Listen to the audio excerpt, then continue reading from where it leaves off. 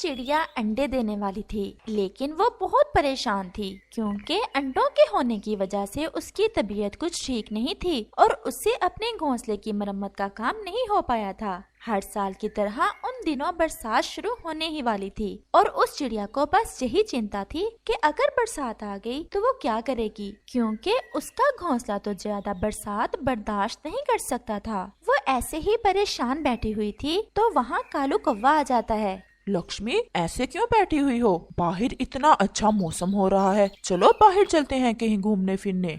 नहीं कौवे भैया, मेरे अंडे बस होने ही वाले हैं और मैं परेशान भी बहुत हूँ। चिड़िया, ये तो खुशी की बात है, तुम्हें काहे की परेशानी? वो कौवे भैया, आपको तो पता है मेरा घर कितना पुराना बना हुआ है। अगर बरसात आ गई तो मेरा घर तो फौरन से पहले टूट जाएगा। आप ही बताएं मैं क्या करूं? मेरी तबीयत भी ठीक नहीं है, ऐसे में अपने अंडों की रक्षा कैसे करूंगी? अब कहीं ऐसा ना हो कि चिड़िया मुझे ही अपने घोंसले को मरम्मत करने का बोल दे। मैंने तो अपना घोंसला बड़ी मुश्किल से बनाया है, मुझे यहाँ से जाना होगा। कालू कौवा मन ही मन में ऐसा सोचता है। अच्छा चिड़िया, अब मैं चलता हूँ, मुझे एक काम याद आ गया है।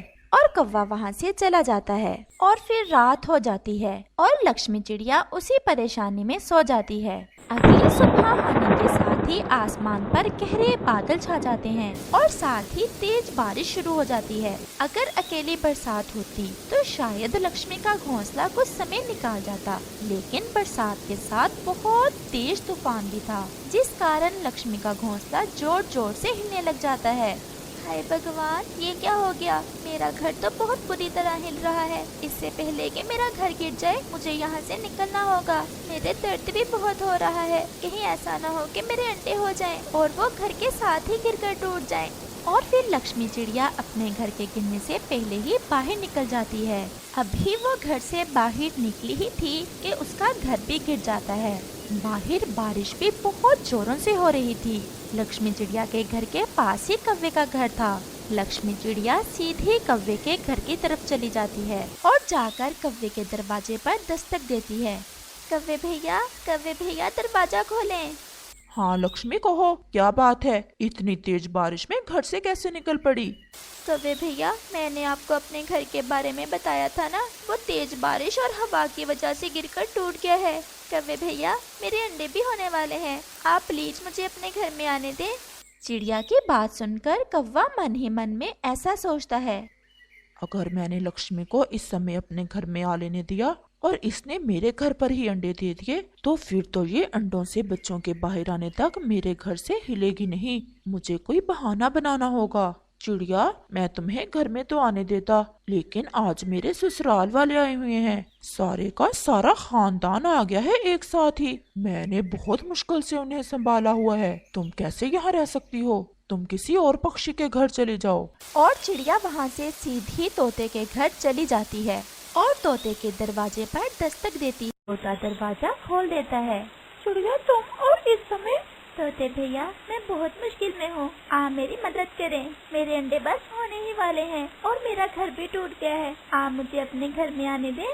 चिड़िया, तुम तो जानती हो मेरा घर कितना छोटा है, इसमें हमारा गुजारा बहुत मुश्किल से होता है। आज मेरी पत्नी अपने मैके गई हुई है, चलो आज की रात मैं तुम्हें अपने घर में रख लेता हूँ। कल सुबह तुम अपना कोई और बंदोबस्त कर लेना, बारिश रुके चाहे ना रुके। लक्ष्मी तो बस उस समय सर पर छत चाहती थी। वो तुरंत बोलती है, आपका बहुत बहुत धन्यवाद तोते भैया, मैं सुबह होते ही अवश्य चली जाऊंगी। और फिर लक्ष्मी चिड़िया तोते के घर चली जाती है। वो बहुत भीग चुकी थी। घर के अंदर उसे बहुत गर्माइश महसूस होती है। घर सच में किसी नेमत से कम नहीं होता। और फिर रात हो जाती है। बाहर बारिश अभी भी बहुत जोरों से हो रही थी। अगली सुबह लक्ष्मी चिड़िया अंडे भी दे देती है। अब मैं क्या करूं? अपने अंडों को लेकर कहां जाऊं? बारिश भी रुकने का नाम नहीं ले रही, लेकिन मुझे बाहर जाना होगा। अपने लिए और अपने अंडों के लिए कोई बंदोबस्त करना होगा। फिर अचानक से उसकी नजर एक पेड़ के नीचे पड़े कद्दू की बेल पर पड़ती है, जिस पर एक बहुत बड़ा कद्दू लगा हुआ था।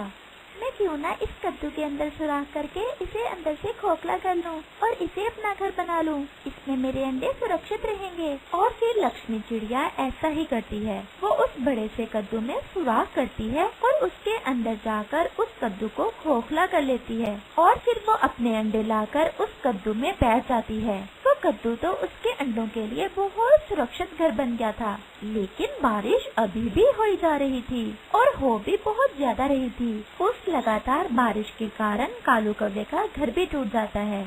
ये सब मुझे उसी पाप की सजा मिली है जो मैंने उस मासूम चिड़िया के साथ किया। वो कितनी बेबस होगी जब वो मुझसे मदद मांगने आई थी और मैंने उसकी एक न सुनी थी। कौवा खुद से बातें कर रहा था तो लक्ष्मी उसकी बातें सुन रही थी। कौवे भैया, आप यहाँ आ जाएं, मैंने अपना नया घर बनाया है। लक्ष्मी, ये कद्दू का घर? हाँ कौवे भैया, ये बहुत सुरक्षित घर है और तेज बारिश में टूटेगा भी नहीं। लक्ष्मी, मुझे माफ कर दो।